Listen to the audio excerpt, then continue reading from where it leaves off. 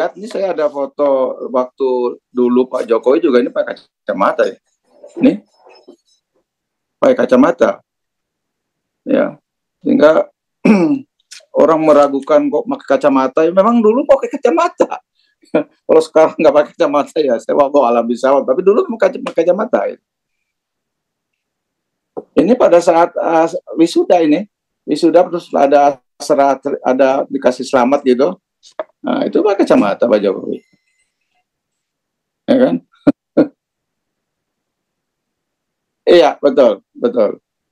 Ya, memang di awal sih Pak, kadang beberapa yang saya lihat di foto-foto dengan teman-teman Pak Jokowi yang pakai kacamata. Tidak banyak yang pakai kacamata, waktu itu ada beberapa teman saya, termasuk diantaranya adalah Pak Jokowi. Anda kembali menyaksikan Apa Kabar Indonesia Malam. Sebelum mungkin Mas Freddy bisa merespon apa yang dikatakan oleh Mas Aziz, opsi restoratif justice, kita akan respon dulu ya mengenai tayangan yang baru kita saksikan. Ini pernyataan dari teman dari Pak Jokowi, Mustoha Iskandar, yang bahkan menunjukkan foto ketika wisuda. Ini ada Pak Jokowi dalam foto tersebut. Nah, ini bukti tersebut menurut Anda bagaimana, Mas Aziz? Ya, nggak apa-apa. Itu bukti kalau di kuliah kan. Tapi pada saat wisuda ada? Iya, maksud saya ini kan teman kuliahnya. Nah, justru yang kita bahas ini kan soal otentik ijazahnya. Dari teman-teman kan itu yang jadi polemik inilah gitu kan. Gitu. Jadi sah-sah aja. Jadi ketika yang satu tadi dari teman-teman atau yang pro dengan Mas Freddy kan gitu kan, kemudian mengatakan hal-hal yang tentu saja subjektivitas mereka lah gitu kan, dan juga mereka menyatakan kesaksiannya, itu menurut saya sah-sah dan bagus untuk membuat semuanya jadi terang. Saya setuju itu memang. Jadi memang hal-hal tadi yang memang kalau menunjukkan ke titik terang, kemudian ini cepat selesai, saya setuju. Nah, kemudian semuanya kalau udah ada titik terang, kemudian tadi saya katakan everybody happy, kan case close gitu, saya tambah happy lagi. Karena memang kami ya lebih ke bagaimana kita itu bisa saling menguatkan dan juga tidak bertikai. Saya lebih ke hal tersebut. Jadi adapun polemik-polemik menurut saya hal yang wajar. Ada yang pro, ada yang kontra, biasa itu dalam demokrasi. Artinya saya coba konsisten dalam demokrasi yang kita memang sudah sepakati bersama. Seperti itu. Tapi yang ingin dicapai, yang ingin didapatkan sebetulnya apa? Kalau dari teman-teman, ini saya kan tim kuasa hukumnya ya. Mereka hanya menginginkan kejelasan, kepastian yang benar, karena ini ketika publik mengetahui hal tersebut, maka menjadi suatu hal yang menurut saya menjadi jawaban atas beberapa isu dan informasi yang selama ini bikin gaduh. Itu aja sebenarnya, sesederhana itu. Gitu. Jadi bukan mau dapat apa. Kan saya katakan tadi, teman-teman ini juga klien-klien kami ini bukan orang yang pengangguran, yang nggak ada kerjaan ngurusin individu-individu gitu. Tapi karena ini sosok presiden, sosok pejabat gitu, yang menurut kami perlu untuk diperjelas ketika ada isu-isu gitu loh. Itu aja, simpel aja. Jadi bukan kita mau apalagi tadi menghina, enggak. Saya rasa enggak. Endingnya kejelasan dan juga kepastian. Mas Freddy. Itu. Ya, kembali lagi seperti yang saya sampaikan di awal tadi. Jadi ini upaya terakhir. Ini sudah banyak penjelasan, klarifikasi, bahkan dari lembaga yang resmi, dari teman-teman itu kan cuma 1, 2, udah banyak. Tapi ini bebal, orang-orang ini bebal, ya. Bebal, udah logikanya nggak masuk, bebal, menghina, ya, menyerang. Jadi makanya Pak Jokowi melakukan laporan. Sekarang Pak Jokowi udah melakukan upaya hukum.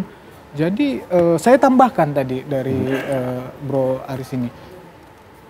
Benar, jadi di dalam pidana itu, khususnya kalau udah sidang ya, itu kan nanti terbuka. Kebenaran materil yang dicari, pembuktiannya itu pembuktian materil. Jadi kebenaran materil itu maksudnya hakim ya bersama-sama dengan jaksa nanti pengacara kalau jadi terdakwa itu akan mencari bukti-bukti, mencari kebenaran-kebenaran yang hakiki, yang sebenarnya. Siapa saja bisa di situ untuk mencari kebenaran, bisa men-challenge, ditampilkan di publik nanti siaran langsung.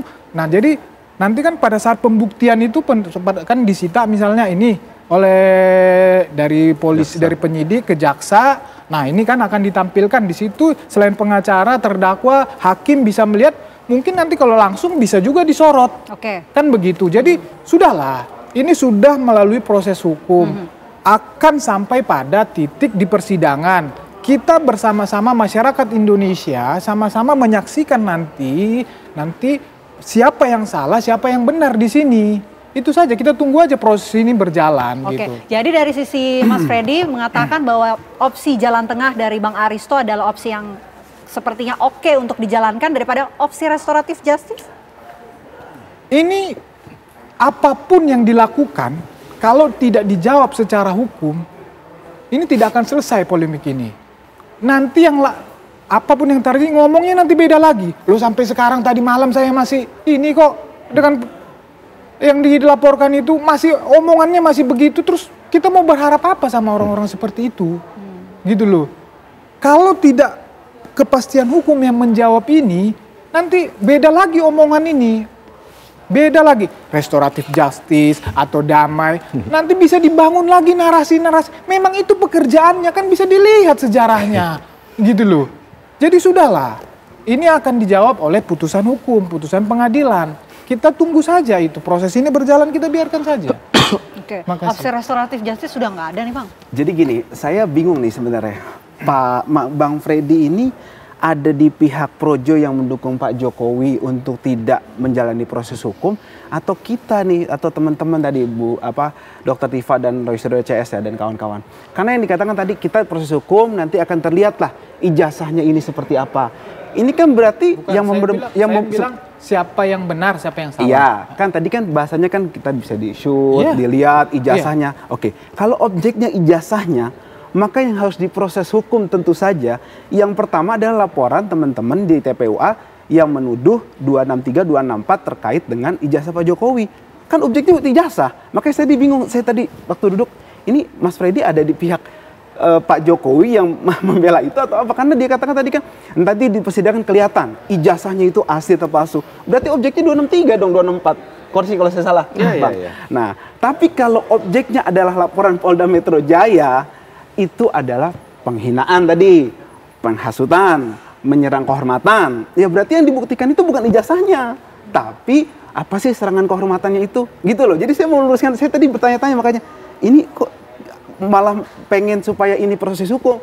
Terdakwanya Pak Jokowi nanti kalau begitu ceritanya gitu loh. Mas saya jadi bingung gitu. Maksudnya kayaknya ada yang miss di sini. Makanya saya dikit urusan dulu. Jadi kalau misalnya sekali lagi, kalau misalnya yang mau dibawa ke persidangan adalah ijazah ini kemudian dibuktikan, maka terdakwanya Pak Joko Widodo. Apa Pak Freddy mau itu? Kan enggak kan? Nah maksud saya ini kayaknya ada yang miss gitu. Itu kan Mas Hadis yang menyatakan itu. Bukan, itu argumennya begitu. Iya, biar saya jelaskan. Jadi bukan tidak bisa juga di dalam proses penyidikan di perkara Polda, ijazah itu menjadi barang bukti. Barang bukti itu kemudian nyampe ke jaksa, bawa jaksa ke pengadilan. Bukan tidak mungkin juga itu. Bukan, dan Mas. itu Sebentar, yang dilaporkan. dan itu Tadi tadi lagi bicara yang ditanya tadi saya. Kan tadi udah saya lagi bicara. Oke, Mas Ajis dulu. Saya lagi bicara, saya sampaikan, saya mau tanyakan. Justru saya menghormati Anda untuk tadi memotong. Nah, saya mau sampaikan bahwa kalau yang dilaporkan yang di Polda ya Mas ya, itu soal pasal ya ada 310, 311, Undang-Undang ITE pasal 32, 35. Itu tidak ada urusannya dengan ijazah ansih gitu loh maksud saya. Jadi kita buktikan hinaannya seperti apa, ya, pencemaran nama baik seperti apa. Jadi nggak ada ijazahnya itu. Saya mau kasih bukti, ini empiris nih, ini konkret. Waktu persidangan Gus Nur dan Bambang Tri, tidak ada ijazahnya ditunjukkan, nggak ada. Jadi keliru. Saya meluruskan nih, maaf nih, supaya kita membangun konteks berdiskusinya pas gitu loh. Saya khawatir nanti ketika ini malah berbalik ke Masnya gitu. Saya pakai bukti empiris tuh. Jadi kalau dikatakan mungkin saja, kan baru mungkin. Saya sudah mengalami waktu sidang Gus Nur dan Pak Bambang Tri, objeknya sama. Itu tidak dibahas, mana ijazahnya. Nggak dikeluarin. Gitu loh. Mas Freddy singkat aja. Ya, jadi kan begini. Jadi kan laporan itu ya yang menuduh ijazah Pak Jokowi palsu. Ya, menuduh ijazah Pak Jokowi palsu. Jadi kan yang bisa menjawab itu berarti keaslian ijazah Pak Jokowi, kan begitu. Jadi bukan barang tidak mungkin bahwa ijazah yang asli itu nanti yang sudah diperiksa oleh penyidik itu sehingga mematahkan tuduhan ijazah asli itu disita menjadi barang bukti. Kalau sudah disita menjadi barang bukti, otomatis itu akan dibawa ke persidangan. Kalau sudah dibawa ke persidangan, supaya publik bisa melihat semuanya, itu nanti di dalam proses itu, ya kan jaksa atau pihak terdakwa juga bisa meminta itu diperlihatkan, hakim juga bisa melakukan itu. Itu yang mau saya sampaikan, sehingga kepuasan publik, pertanyaan publik akan terjawab. Itu yang mau saya jelaskan. Biarlah proses hukum itu yang menjelaskan, menjawab itu. Begitu, bukan tidak mungkin ijazah itu sampai ke persidangan, itu maksud saya. Karena kan yang diributkan kenapa tidak ditunjukkan saja. Itu yang mau saya jawab, biarlah proses persidangan yang menjawab itu. Bang Aristo, ini kan ada dua perkara ya, laporan penghinaan dan juga satu lagi soal ijazah. Mana kira-kira yang duluan diproses? Kalau yang mana yang duluan diproses, saya nggak tahu pasti ya karena penyidik. Tapi kalau lihat tadi dari diskusi, kalau bukti-buktinya sekarang ya, bukti-buktinya itu lebih mengarah kepada laporan Pak Jokowi yang diproses. Kenapa saya mengatakan begitu? Pertama, pihak otoritas dalam hal ini UGM sudah mengatakan itu asli. Itu bukti yang bukti yang cukup fundamental karena UGM ini yang punya otoritas untuk menyatakan itu. Yang kedua, ada bukti-bukti soal tadi misalnya foto wisuda atau teman itu saksi. Bukti saksi itu buat saya derajat kedua karena saksi kan bisa ngomong A bisa ngomong B. Tapi kalau bukti otorisasi itu bukti yang susah dibantah kecuali dibuktikan UGM bersekongkol, kecuali. Itu yang pertama. Jadi kalau pertanyaannya mana kira-kira prediksi saya yang lebih gampang diproses, ya laporan yang di Polda. Nah, yang kedua saya mau menanggapi tadi, seru dia. Ini perdebatannya tadi seru ya tentang mana Pak, apakah jangan-jangan Pak Jokowi nanti bisa jadi terdakwa ya atau nanti yang laporan Pak Jokowi itu terhadap kliennya Mas Aziz. Jadi dua-duanya itu sangat punya kemungkinan ya ijazahnya itu dihadirkan. Kenapa? Pertama, konstruksi pasal tentang pencemaran nama baik dan fitnah. Fitnah itu apa sih? Fitnah itu menuduh orang ya melakukan tindak pidana. Ya, ngasih tahu orang itu orang memasukkan ijazah. Nah, dalam hal untuk mematahkan tuduhan itu ya pasti mengatakan saya nggak melakukan tindak pidana kok. Kamu nuduh saya ijazah palsu, ini ijazah saya asli. Ini bukti-buktinya. Jadi mungkin di laporan Mas Aziz, di laporan teman-temannya Mas Aziz, ya mungkin juga karena itu langsung 263, 264 tadi. Jadi kalau pertanyaannya ijazah ini bisa dihadirkan di perkara yang mana? Dua-duanya bisa. Yang terakhir, kalau lihat perdebatan seru gini, restoratif justice kayaknya makin sulit ya, makin jauh. Dan yang paling penting lagi, kalau restoratif justice, siapa yang maafin siapa? Siapa yang mau damai gitu? Siapa yang mau karena kan ini konsensual. Iya, siapa yang maafin siapa yang minta maaf? Karena syarat utama dari restoratif justice itu adalah perdamaian, ya konsensual, sepakat untuk berdamai. Kalau udah begini, susah kita memprediksi siapa yang mau maafin siapa, udah susah lah itu terjadi. Gitu, Mbak Vena. Sulit ya restoratif justice namanya. Sulit.